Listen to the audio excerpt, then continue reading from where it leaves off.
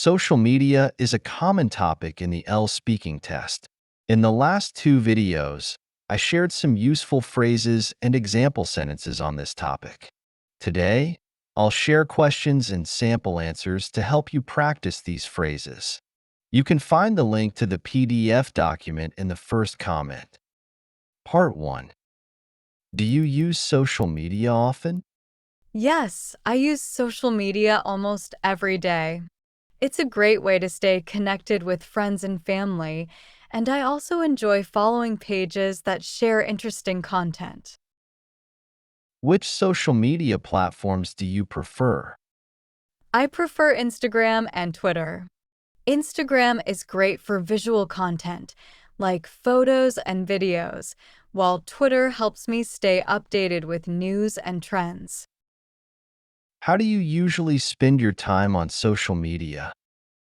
I usually browse my feed to catch up on posts from friends and favorite pages.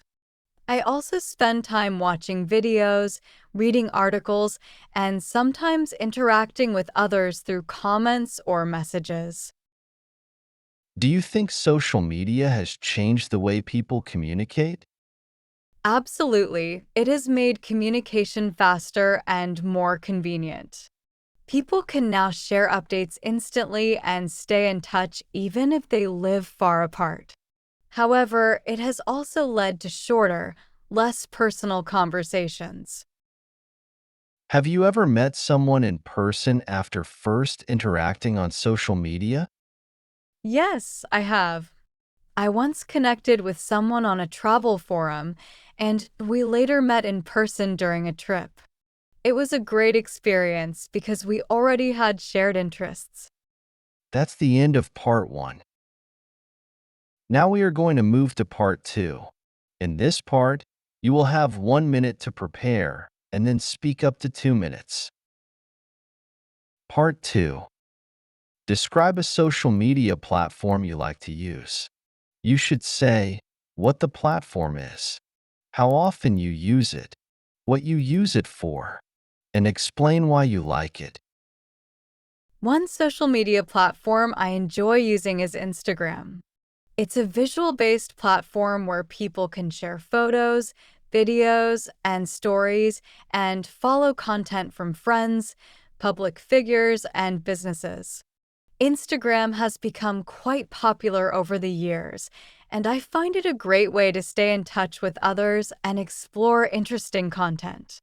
It also allows users to like, comment, and message, so it's interactive and social. I use Instagram almost every day, usually in the evenings when I have some free time.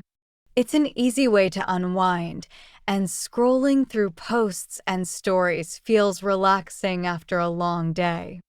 I might spend around 15 to 30 minutes browsing, though sometimes I stay on longer, especially if I find something interesting to watch or read.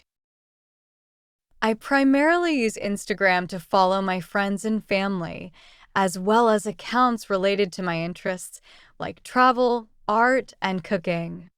I also enjoy discovering new places, recipes, and ideas that people share. Occasionally, I post my own photos, especially if I've gone on a trip or experienced something special. Instagram's features, like stories and reels, make sharing experiences easy and fun. What I like most about Instagram is the focus on visuals. It allows me to express myself through photos and discover new things through images and videos, which I find much more engaging than reading long text posts. The platform's design is simple and appealing, and it offers a good balance of social interaction and inspiration. All of this makes Instagram one of my favorite social media platforms. That's the end of part 2. Now we are going to move to part 3. What are the positive and negative effects of social media on society? Social media has many positives, like connecting people, spreading information quickly, and offering a platform for creativity. However, it also has negatives such as privacy concerns, cyberbullying, and sometimes spreading misinformation. Do you think social media influences people's opinions? How? Yes, social media can significantly influence opinions. It provides a space where ideas spread quickly, and people often trust information shared by their friends or favorite influencers. This can shape their views on various topics, from fashion trends to political issues. Do you think children should be allowed to use social media? Why or why not? I think children can use social media, but with supervision. It can be educational and help them connect with others, but they also need guidance to avoid potential risks like cyberbullying or exposure to inappropriate content. How can people ensure they use social media responsibly? People can use social media responsibly by being mindful of the content they share, respecting others' privacy, and verifying information before spreading it. Setting time limits can also help prevent overuse and maintain a healthy balance. That's the end of today's video.